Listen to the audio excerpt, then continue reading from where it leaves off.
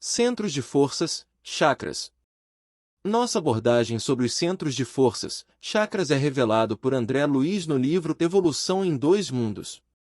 Ele descreve o corpo espiritual como sendo formado por bilhões de células que possuem centros vitais conhecidos como chakras.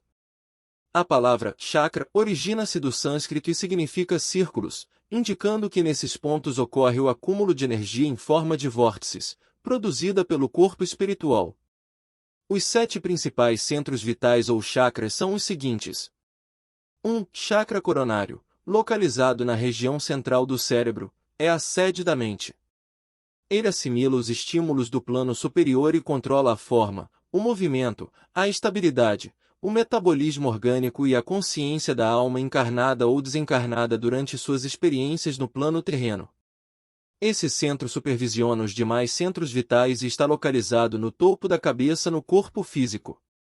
2. Chakra frontal, localizado próximo ao centro coronário, exerce influência decisiva sobre os outros centros. Ele governa o córtex cerebral, sustenta os sentidos e regula a atividade das glândulas endócrinas, além de administrar o sistema nervoso como um todo. Também é responsável pelas percepções sensoriais, como visão, audição, tato, e pelos processos intelectuais relacionados à palavra, cultura, arte e conhecimento. No corpo físico, encontra-se próximo ao centro da testa, ligeiramente acima e entre os olhos. 3. Chakra laríngeo, controla principalmente a respiração e a fala.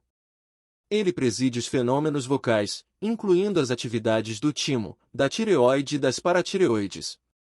4. Chakra cardíaco, responsável pela emotividade e pela circulação das energias básicas.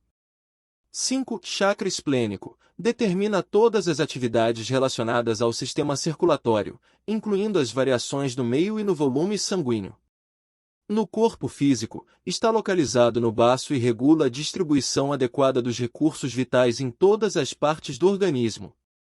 6. Chakra gástrico, responsável pela digestão e absorção dos alimentos densos ou menos densos que compõem a nossa alimentação.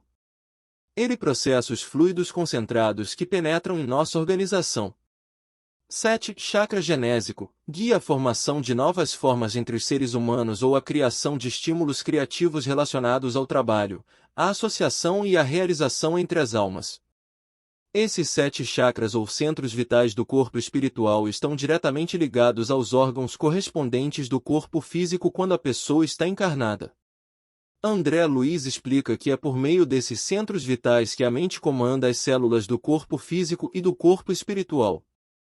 Os centros vitais são fulcros energéticos que, sob a direção automática da alma, especializam as células, permitindo, por exemplo, a produção de fosfato e carbonato de cálcio para a construção dos ossos. André Luiz explica que é pelos centros vitais que a mente comanda as células dos corpos físico e espiritual.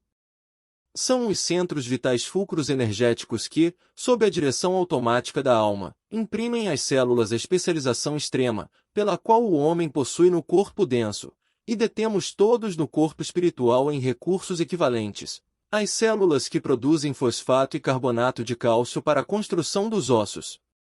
Explica também que, pelos centros de vitais, é que os médicos espirituais prestam assistência para nós, encarnados. Observando o corpo espiritual ou psicossoma, desse modo, em nossa rápida síntese, como veículo eletromagnético, qual o próprio corpo físico vulgar, reconheceremos facilmente que, como acontece na exteriorização da sensibilidade dos encarnados, operada pelos magnetizadores comuns, os centros vitais a que nos referimos são também exteriorizáveis quando a criatura se encontre no campo da encarnação, fenômeno esse a que atendem habitualmente os médicos e enfermeiros desencarnados, durante o sono vulgar, no auxílio a doentes físicos de todas as latitudes da Terra, plasmando renovações e transformações no comportamento celular, mediante intervenções no corpo espiritual, segundo a lei do merecimento. Recursos esses que se popularizarão na medicina terrestre do grande futuro. É importante entender que todas as células dos corpos físico e espiritual, assim como os centros vitais secundários, recebem o impulso do centro coronário, tido como sede da mente. Dele, centro coronário, parte, Desse modo, a corrente de energia vitalizante formada de estímulos espirituais com ação difusível sobre a matéria mental que o envolve, transmitindo aos demais centros da alma os reflexos vivos de nossos sentimentos, ideias e ações, tanto quanto esses mesmos centros, interdependentes entre si, imprimem semelhantes reflexos nos órgãos e demais implementos de nossa constituição particular, plasmando em nós próprios os efeitos agradáveis ou desagradáveis de nossa influência e conduta. A mente elabora as criações que lhe fluem da vontade, apropriando-se dos elementos que a circundam, e o centro coronário incumbe-se automaticamente de fixar a natureza da responsabilidade que lhes diga respeito, marcando no próprio ser as consequências felizes ou infelizes de sua movimentação consciencial no campo do destino.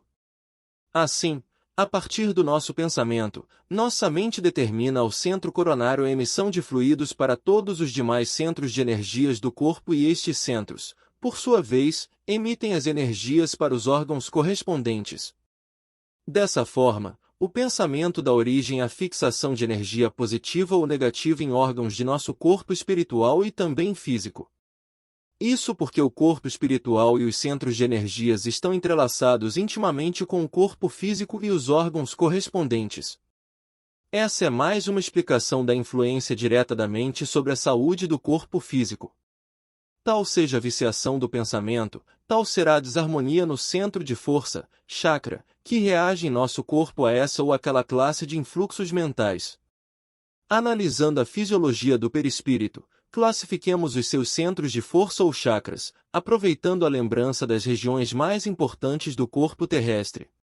Temos, assim, por expressão máxima do veículo que nos serve presentemente, o centro coronário que, na Terra, é considerado pela filosofia hindu como sendo o lótus de 1000 pétalas, por ser o mais significativo em razão do seu alto potencial de radiações, de vez que nele assenta a ligação com a mente, fulgurante sede da consciência. Esse centro recebe em primeiro lugar os estímulos do espírito, comandando os demais.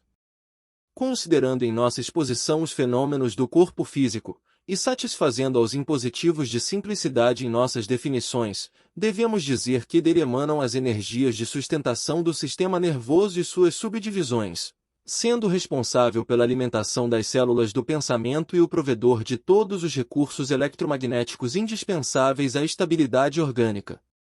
Ressaltamos.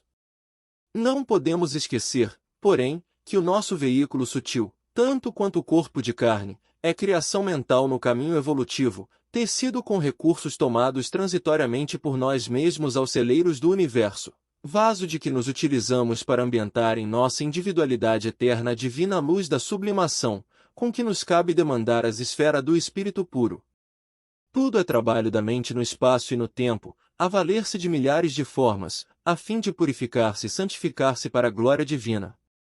Quando a nossa mente, por atos contrários à lei divina, prejudica a harmonia de qualquer um desses fulcros de força de nossa alma, naturalmente se escraviza aos efeitos da ação desequilibrante, obrigando-se ao trabalho de reajuste.